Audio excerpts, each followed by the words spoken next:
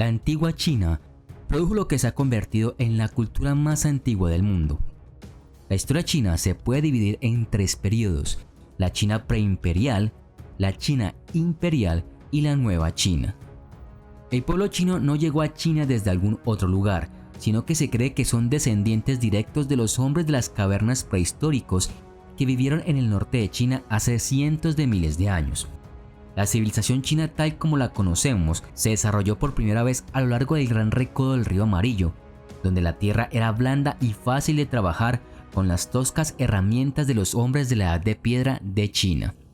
Desde el río Amarillo, los chinos se extendieron hacia el norte, el este y el sur, absorbiendo a tribus aborígenes. Ocuparon la mayor parte del país entre el río Yangtze y Huanghe. Fue allí donde los antiguos asentamientos de agricultores se convirtieron en las primeras ciudades y uniones nacionales chinas. De estas pequeñas aldeas y comunidades agrícolas surgió un gobierno centralizado, el primero de los cuales fue la dinastía Xia. La dinastía fue fundada por el legendario Yu el Grande, quien trabajó incansablemente durante 13 años para controlar las inundaciones del río Amarillo que habitualmente destruían las cosechas de los agricultores. Estaba tan concentrado en su trabajo que se decía que no regresó a casa ni una sola vez en todos esos años. Esta dedicación inspiró a otros a seguirlo. Después de controlar las inundaciones, Yu conquistó las tribus San Miao y fue nombrado sucesor por el entonces gobernante Shun, reinando hasta su muerte. Yu estableció el sistema hereditario de sucesión y por tanto el concepto de dinastía. El hijo de Yu, Qi, gobernó después de él y el poder permaneció en manos de la familia hasta que el último gobernante Xia, Ye, fue derrocado por Tang, quien estableció la dinastía Shang.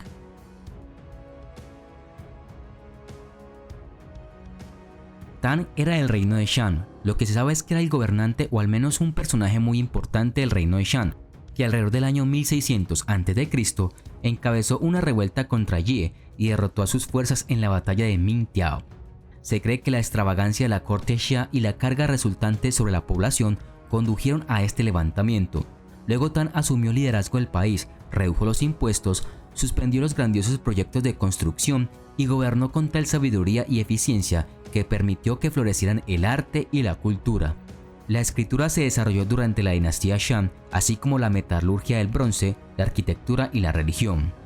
Antes de los Shang, la gente adoraba a muchos dioses con un dios supremo, Shanti, como jefe del panteón. Shanti era considerado el gran antepasado que presidía la victoria en la guerra, la agricultura, el clima y el buen gobierno. Sin embargo, debido a que estaba tan remoto y tan ocupado, la gente parece haber requerido intercesores más inmediatos para sus necesidades y así comenzó la práctica del culto a los antepasados. Se pensaba que cuando alguien moría, obtenía poderes divinos y se le podía pedir ayuda en momentos de necesidad. Esta práctica condujo a rituales muy sofisticados dedicados a apaciguar a los espíritus de los antepasados. El rey, además de sus deberes seculares, ejercía como oficiante principal y mediador entre vivos y muertos, y su gobierno se consideraba ordenado por ley divina.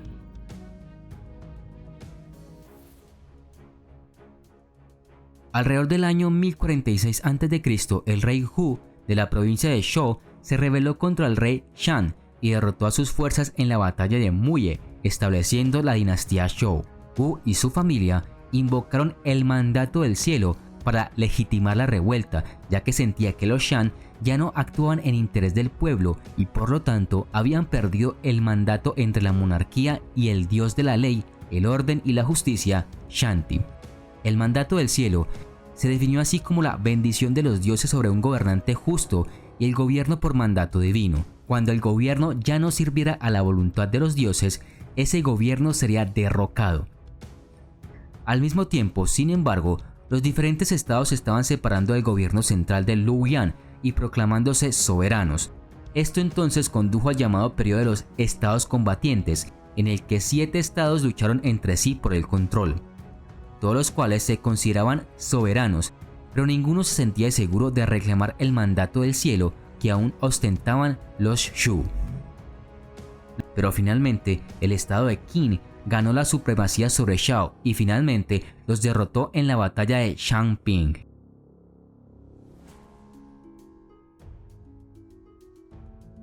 Shi Huangdi estableció así la dinastía Qin, iniciando el periodo conocido como la Era Imperial en China.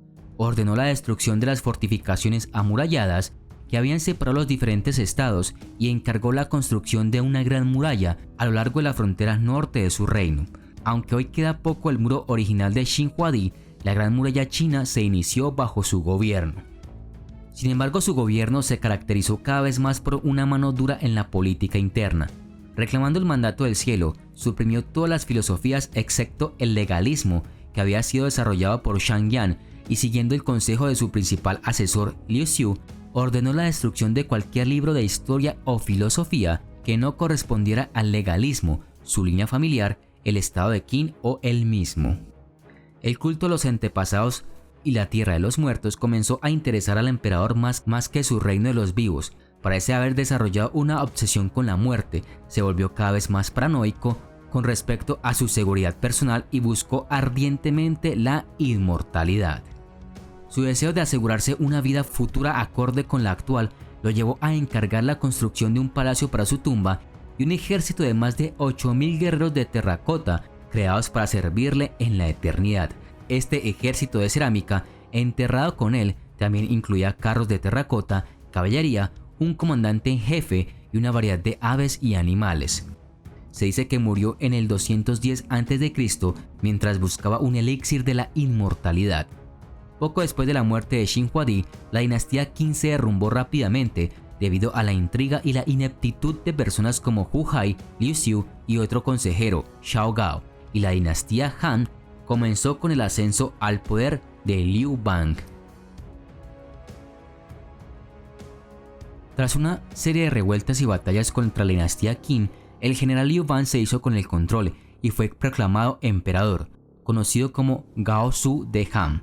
La paz resultante iniciada por Gao Zu trajo la estabilidad necesaria para que la cultura volviera a prosperar y crecer. En esta época se inventó el papel y la escritura se volvió más sofisticada. Gao Zu abrazó el confucianismo y lo convirtió en la filosofía exclusiva del gobierno, estableciendo un patrón que continuaría hasta el día de hoy. Después de su muerte en el 195 a.C., su esposa, la emperatriz Liu Xi, instaló una serie de reyes títeres, comenzando con el príncipe heredero Liu Jin, quien sirvió sus intereses, pero aún así continuó con sus políticas. Estos programas mantuvieron la estabilidad y la cultura, lo que permitió al más grande de los emperadores Han, Wu Ti, embarcarse en sus empresas de expansión, obras públicas e iniciativas culturales. Envió a su emisario Shang Qian al oeste en el 138 a.C., lo que resultó en la apertura oficial de la Ruta de la Seda en el 130 a.C. La dinastía Tang se considera la edad de oro de la civilización china. Gao Zu mantuvo y mejoró prudentemente la burocracia iniciada por la dinastía Sui, al tiempo que prescindió de operaciones militares y proyectos de construcción extravagantes. Con modificaciones menores, las políticas de la dinastía Tang todavía se utilizan en el gobierno chino en la actualidad. A pesar de su eficiente gobierno, Gao Zu fue opuesto por su hijo Li Xinmi en el 626. Después de asesinar a su padre, Li Xinmi mató a sus hermanos y a otros miembros de la clase noble y asumió el título de emperador Taizong. Taizong fue sucedido por su hijo Gaozong, cuya esposa, Wu Zetian, se convertiría en la primera y única mujer monarca de China. La emperatriz Wu Zetian inició una serie de políticas que mejoraron las condiciones de vida en China y fortalecieron la posición del emperador. También hizo amplio uso de una fuerza de policía secreta y canales de comunicación altamente eficientes para estar siempre un paso por delante de sus enemigos, tanto extranjeros como nacionales. En los años siguientes, el territorio y la población de China se dividieron entre la dinastía Song, la dinastía Jin y la dinastía Xian occidental.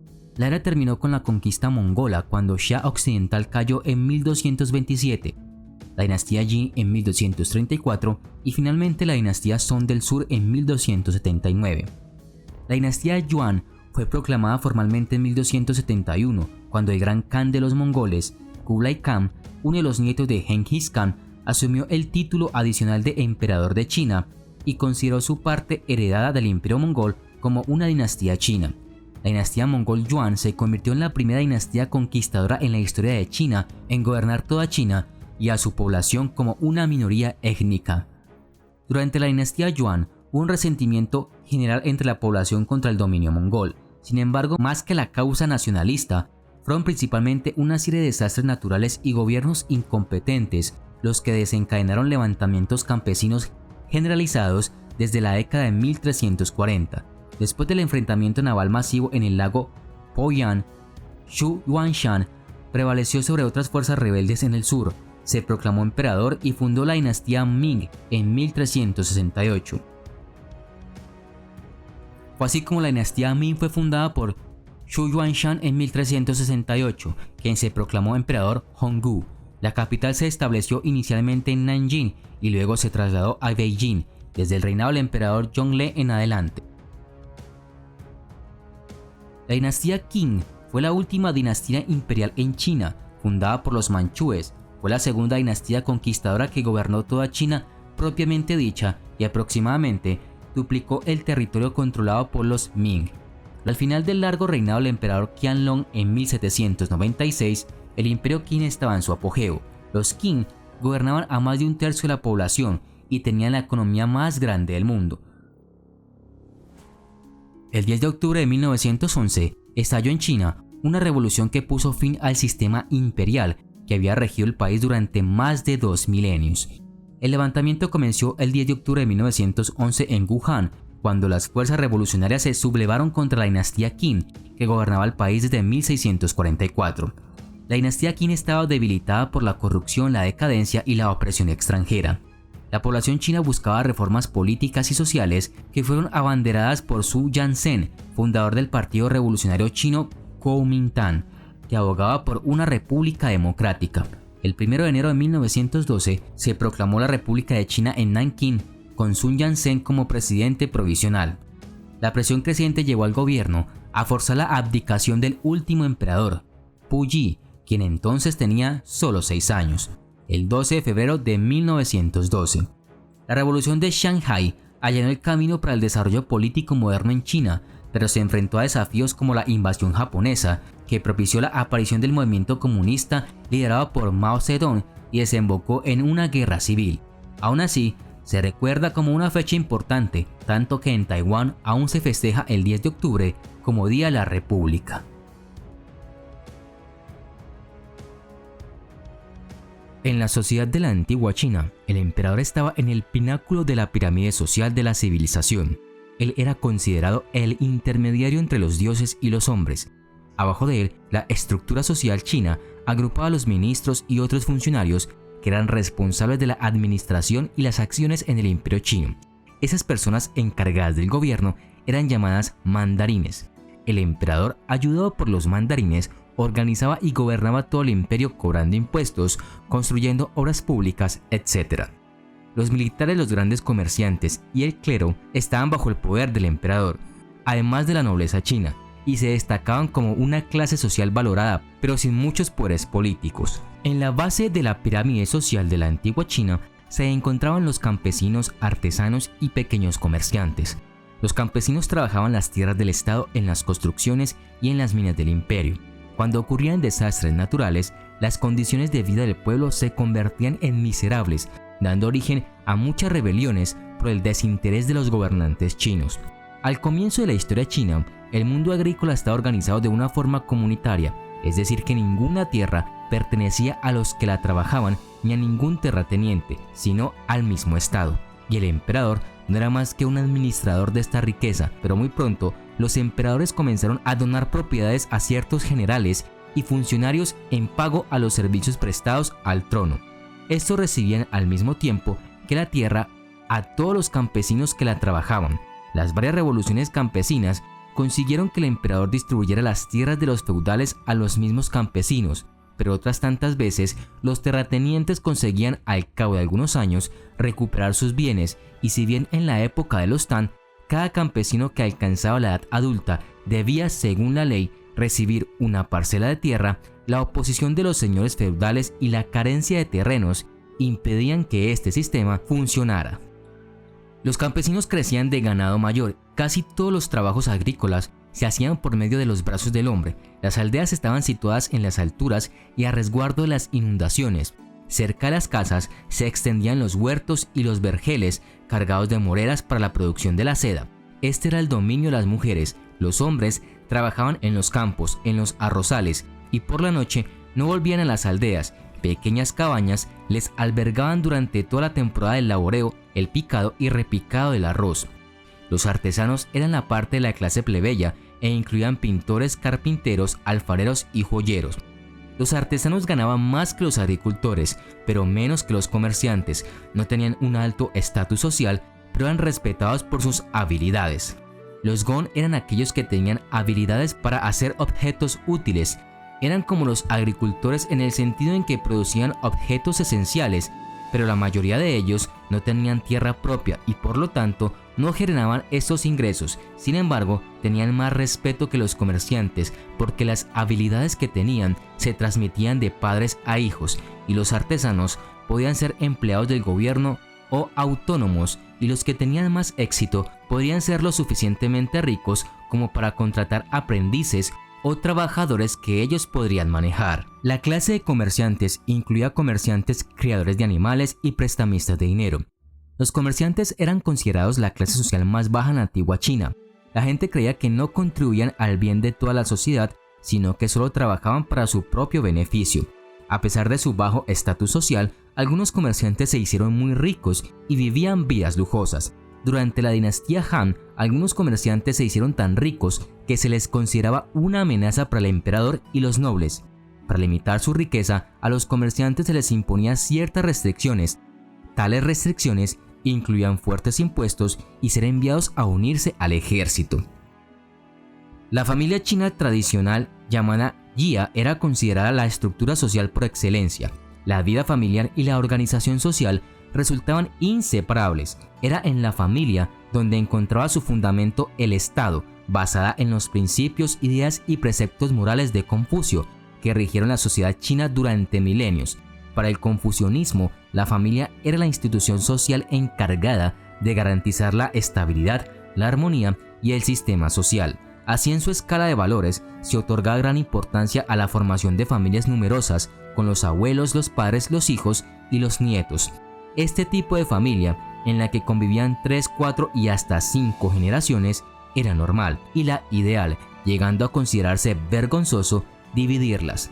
Cada gran familia estaba regida por una organización patriarcal muy rigurosa, basada en un estricto sistema de jerarquía, dentro del cual se establecían los deberes, obligaciones y derechos en función del género, la edad y la generación, cimentados todos ellos en el respeto a la autoridad paterna. De este modo, las cabezas de familia disponían de poder absoluto para tratar los asuntos familiares. Las uniones matrimoniales eran contratos concertados por las familias de los involucrados, quienes se mantenían al margen sin ni siquiera conocerse antes de contraer el matrimonio, ya que el noviazgo era considerado innecesario. En lo que respecta a la fidelidad, esta era una obligación exclusivamente de la esposa y se ampliaba tras la muerte de su cónyuge. En el caso de que enviudara una mujer, debía mantener la castidad hasta su muerte, sin poder casarse de nuevo, mientras la poligamia masculina sí estaba admitida, e incluso contar con varias concubinas se consideraba un signo de distinción y estatus socioeconómico. El nacimiento de un hijo varón era considerado una gran alegría, debido a que garantizaba la continuación de la línea paterna. Por el contrario, el nacimiento de una niña se vivía con una felicidad menor, si es que había alguna. De hecho, el extendido infanticidio femenino en China era un fenómeno que se explicaba en gran parte por la posición de la mujer dentro de la familia. La mujer era el miembro más susceptible de ser desechado, e incluso era frecuente la venta de niñas en momentos de crisis económica. La educación básica inicial se llevaba a cabo dentro del amparo familiar por parte del padre, quien debía enseñar a su hijo a hablar, a conducirse por la sociedad, a conocer sus deberes para con los ancianos, etc. También se les iniciaba en el aprendizaje de la lectura, que duraba hasta los 7 años. Las escuelas se localizaban principalmente en las ciudades y rara vez en las aldeas. Los gobernantes de la dinastía Han promovieron la educación en la antigua sociedad china y dieron inicio al sistema de escuelas gratuitas en todo el país. A grandes rasgos, las clases en las escuelas se limitaban a aprender a leer y escribir. También aprendían a dibujar, pero en la mayoría de los casos, los trabajos más comunes consistían en leer y copiar los textos del filósofo chino Confucio, que era considerado el modelo a seguir por el ciudadano chino bien educado. Otro de los aspectos más importantes de la educación fue que permitía acceder a los puestos del gobierno, lo que supuso un hito en la historia de la humanidad, ya que hasta ese momento el gobierno estaba reservado a las personas de confianza del rey o emperador de turno. Gracias al sistema de evaluación chino, quien superase las pruebas realizadas tenía derecho a acceder a un puesto en el gobierno, ya fuera en la capital o en alguna de las diferentes ciudades de toda China. Esto es a lo que hoy en día se conoce como meritocracia. En cuanto a la educación de las mujeres, dependía de la clase social a la que pertenecían. En las zonas rurales, las campesinas no recibían educación formal. Era considerado un gasto inútil. En cambio, se les enseñaba cuestiones prácticas para un buen desempeño en la vida doméstica. Entre las clases privilegiadas, algunas niñas aprovechaban las lecciones que recibían sus hermanos varones, logrando acumular conocimientos de cultura general. La arquitectura china antigua tenía sus propios principios de estructura y diseño. Los antiguos chinos usaban marcos de madera y tierra para construir casas, templos y palacios. Las diferentes piezas del edificio eran apoyadas de diferentes maneras, de modo que la casa no estaba apoyada en una sola pared. El interior de los edificios de todo tipo estaba decorado con diseños de flores, pergaminos y otros elementos que proporcionaban la paz encontrada en la naturaleza. Los antiguos chinos también usaron un esmalte para revestir las paredes y techos a fin de protegerlos contra la humedad y aumentar su belleza. El patio era una parte importante de todos los edificios chinos antiguos, desde la granja más humilde hasta el palacio más grande. Los pobres no podían darse el lujo de tener un gran patio rodeado en tres lados por las paredes de la casa. En cambio, construían varias casas pequeñas alrededor de un espacio abierto y rectangular, creando un patio compartido. La puerta principal del conjunto residencial o casa siempre daba al sur. Los antiguos chinos creían que los materiales de construcción adecuados, tierra y madera, un patio interior cerrado y una puerta frontal orientada al sur, se combinaba para ofrecer energía beneficiosa a quienes pasaban tiempo allí. Los antiguos chinos no inventaron el techo de pagoda. Este diseño de techo llegó a la antigua China desde la India a través de la ruta de la seda, durante los tiempos de la dinastía Han, y fue un éxito instantáneo. Los arquitectos chinos se pusieron a trabajar en toda China, añadiendo techos de pagoda a las casas de los ricos. Este techo también se usó en el diseño de los templos budistas. Los chinos siempre han considerado la comida como un arte. Los antiguos chinos tenían una dieta muy saludable. Comían un poco de carne o pescado servido con una gran cantidad de verduras. Comían pato, tortuga, animales de la caza salvaje y huevos. El arroz y los fideos eran populares desde los inicios de la cultura. El arroz se servía en festivales, las albóndigas de arroz se servían durante la primavera, luna llena y en el año nuevo para que las personas pudieran pedir un deseo en ellas. El arroz pronto se convirtió en un alimento básico, el cual se comía casi todos los días. Asimismo, se preparaba un fino y sabroso fideo de trigo. Los 10 principales alimentos chinos tradicionales fueron arroz, mijo, trigo, fideos, tofu, té, carne de cerdo, res o pollo, sorgo, vino, soya y pepino. El origen del té chino se encuentra en su consumo como producto medicinal. No solo se utilizaba para curar ciertas enfermedades específicas, sino que se creía que el té tenía beneficios para conseguir una vida más longeva. La religión del taoísmo fue fundada en la antigua China. El confucianismo era un sistema de ética, pero el taoísmo era una religión. Los taoístas creían en el Tao, que significaba el camino. El Tao era una fuerza indescriptible detrás de la naturaleza y de todos los seres vivos. Los antiguos chinos también creían en el yin y yang y creían que toda la materia estaba hecha de los principios opuestos y complementarios. Yin es femenino, suave, gentil, oscuro, receptivo, flexible y húmedo. Yang es masculino, brillante, duro, caliente, activo, seco y agresivo. La adoración de los antepasados era una parte importante de la vida en la antigua China. Cada familia tenía un santuario doméstico donde quemaban incienso y hacían ofrendas. La gente creía que los muertos podían ayudar a los vivos y les hacían una oración. Los chinos también creían en fantasmas, que eran las personas que morían y no tenían descendientes para cuidarlos o que eran descuidados por su familia. Durante la dinastía Tang, Los peores crímenes se llamaron las 10 abominaciones. Las 10 abominaciones se dividieron en 4 categorías principales de crímenes. La primera categoría contenía crímenes contra el emperador, incluida la amenaza de llevar a cabo una rebelión.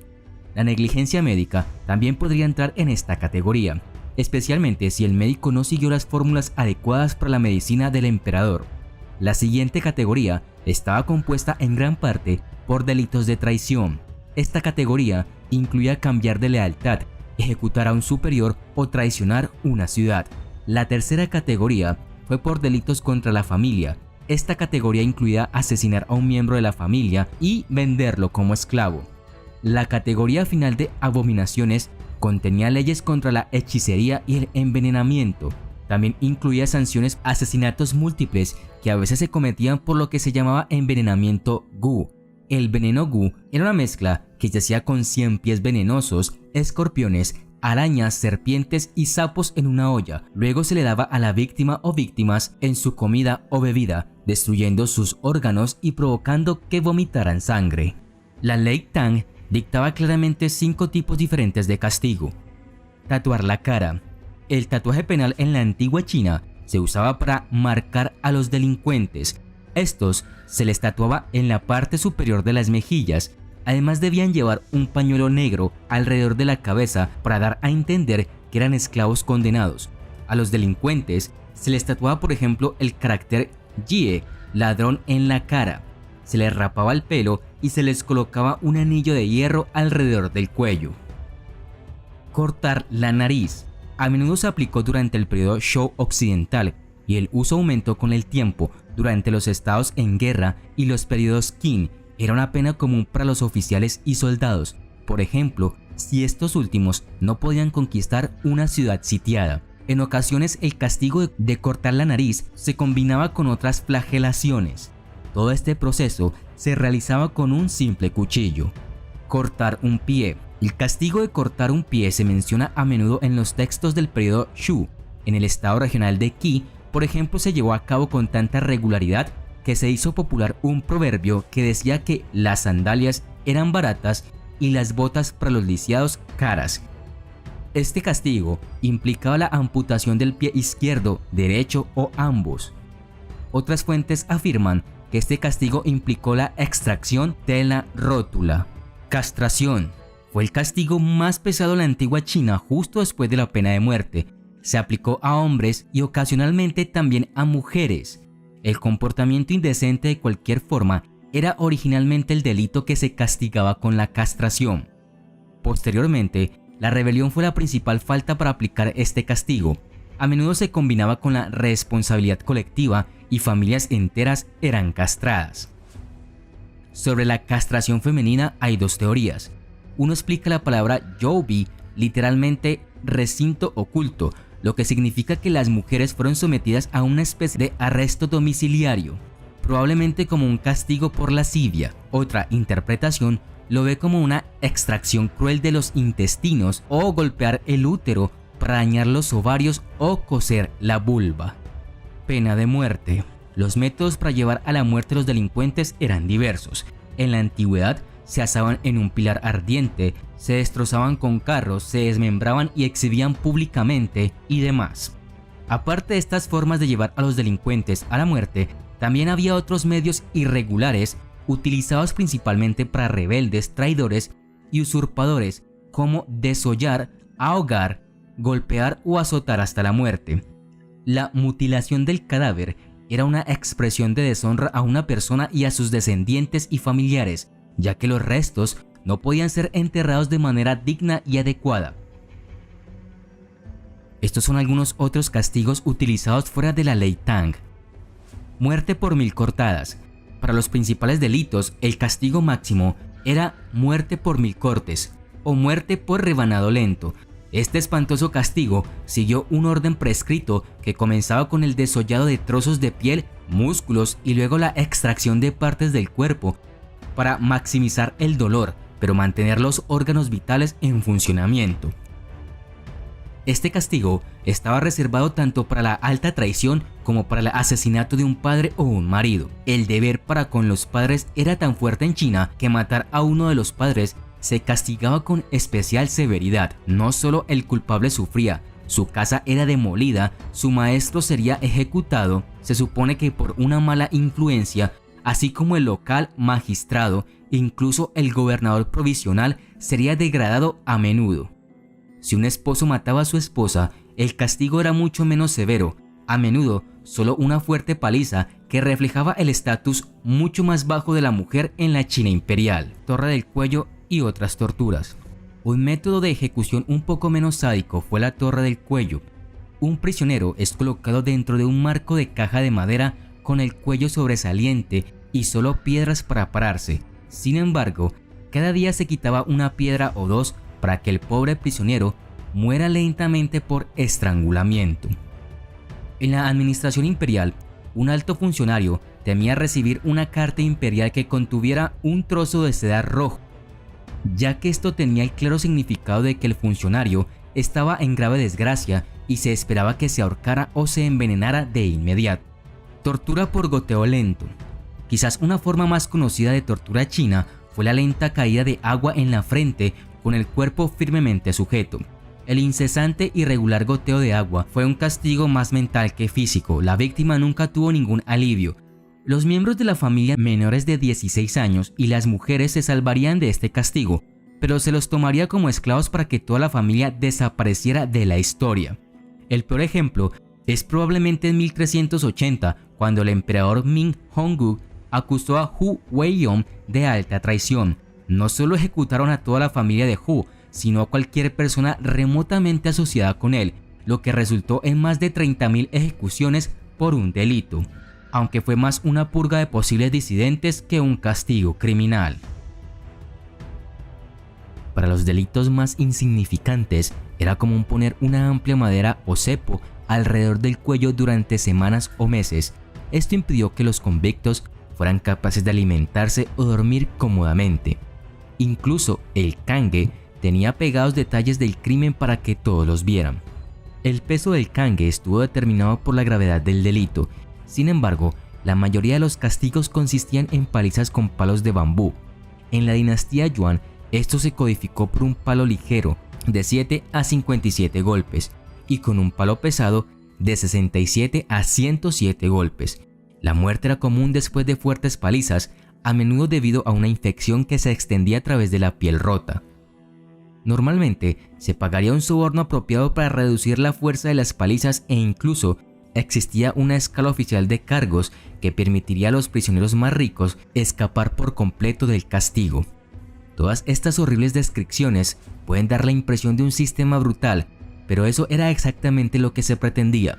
El sistema legal se basaba en el miedo, por lo que los rumores sobre el horror de estos castigos demostraron ser un elemento disuasorio sumamente eficaz.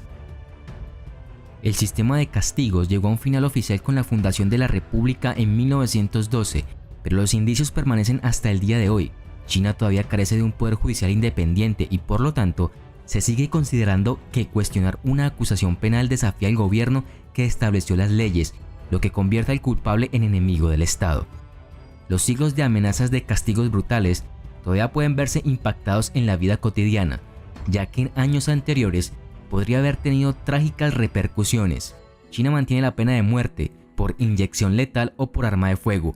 Aunque el número ejecutado es un secreto de Estado, las organizaciones estiman que se ejecutan miles cada año, más que el resto del mundo en conjunto. Los delitos con este castigo pueden ser casi cualquier cosa que se considere subversiva, desde piratería informática hasta incendio premeditado y malversación de fondos.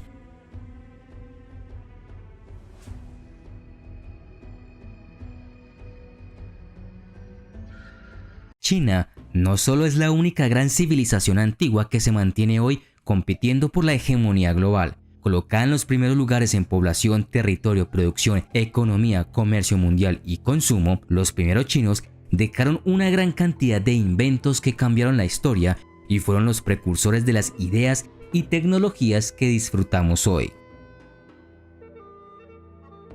A Cai Lun, un funcionario chino que trabajaba en la corte imperial durante la dinastía Han, se le atribuye la invención del papel. Sin embargo, se han encontrado ejemplos anteriores y es posible que simplemente haya mejorado un proceso conocido.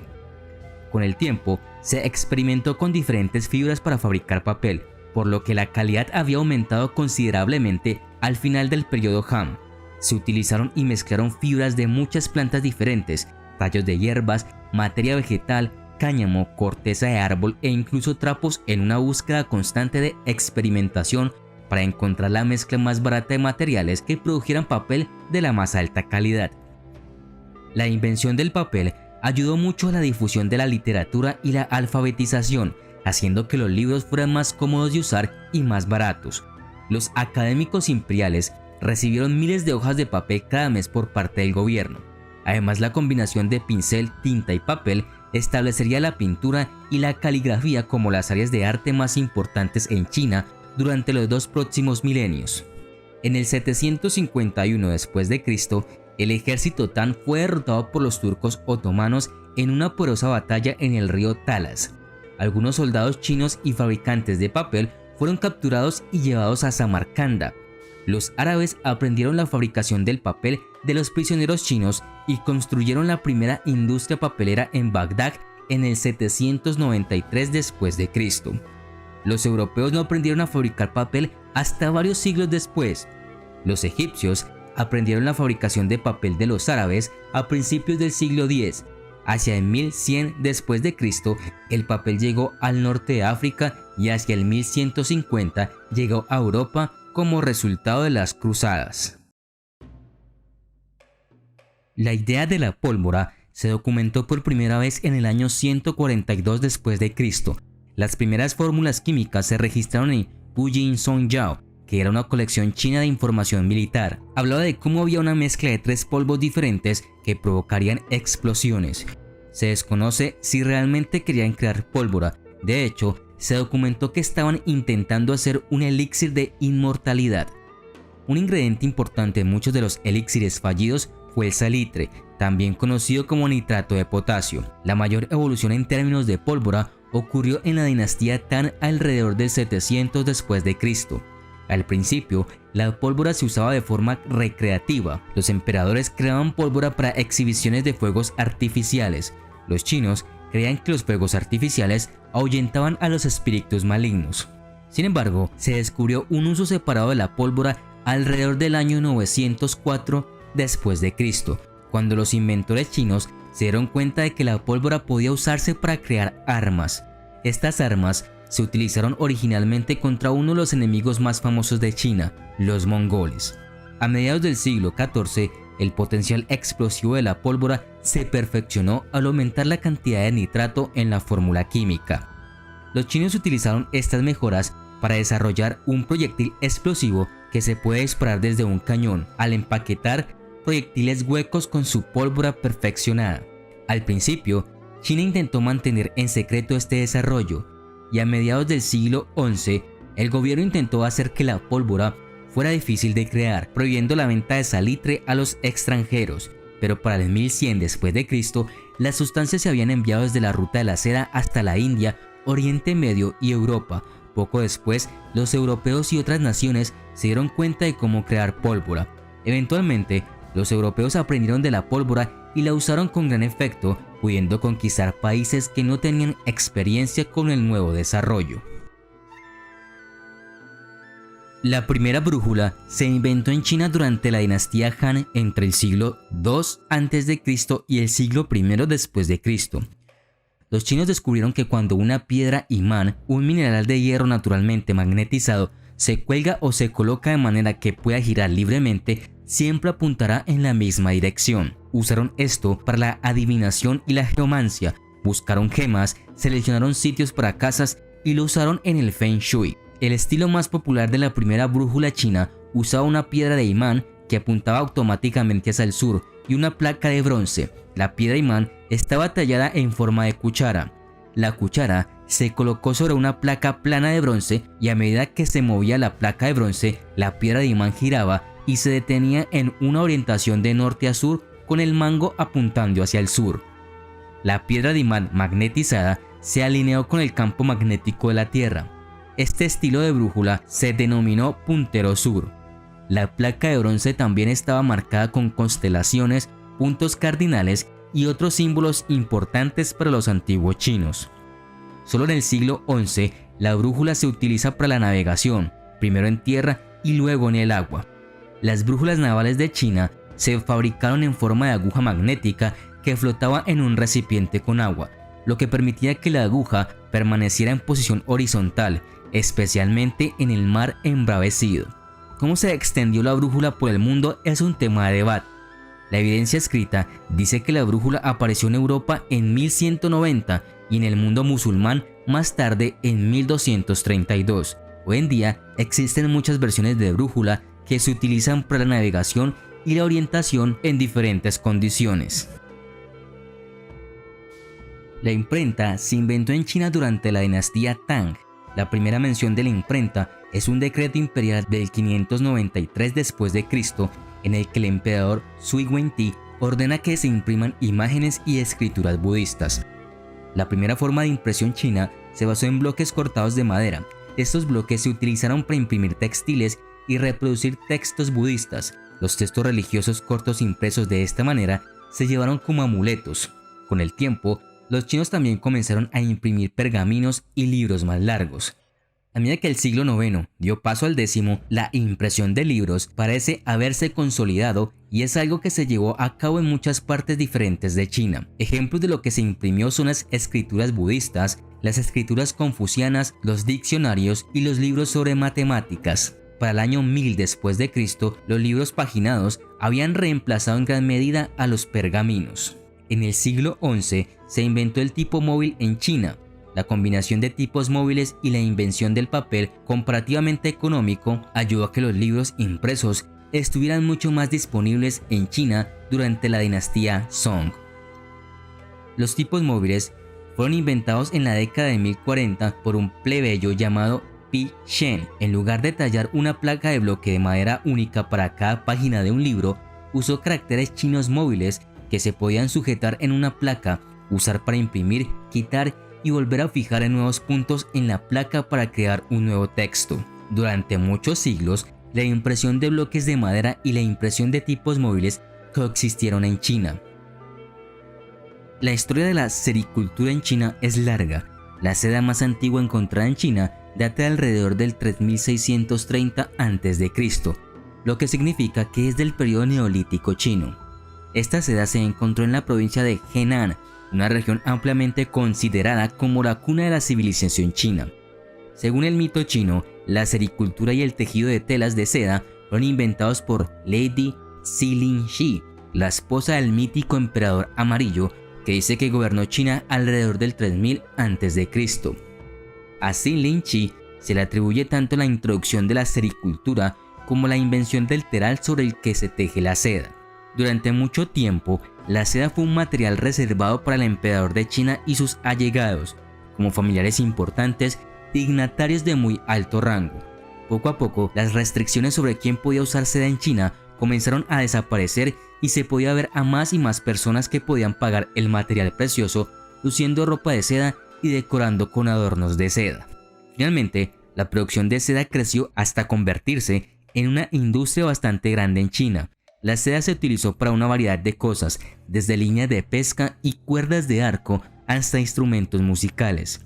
Anteriormente, durante la dinastía Han, la seda se convirtió en una especie de moneda. Hay, por ejemplo, documentos de esa época que nos hablan de agricultores que pagaban sus impuestos con cereales y seda.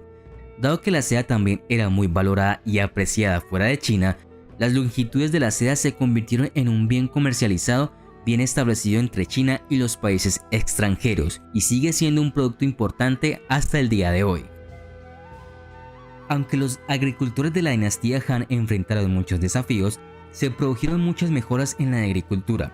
Por ejemplo, la bomba de cadena fue un avance importante porque facilitó el transporte de agua a los campos desde acequias y canales de bajo riego. Otro avance importante fue el nuevo conocimiento sobre cómo usar moldes para crear fuertes arados de hierro con hierro fundido. Esto hizo mucho más fácil el arado de la tierra. La invención de la carretilla fue otra herramienta importante creada que ayudó en la agricultura porque permitió a los agricultores llevar cargas más pesadas más fácilmente.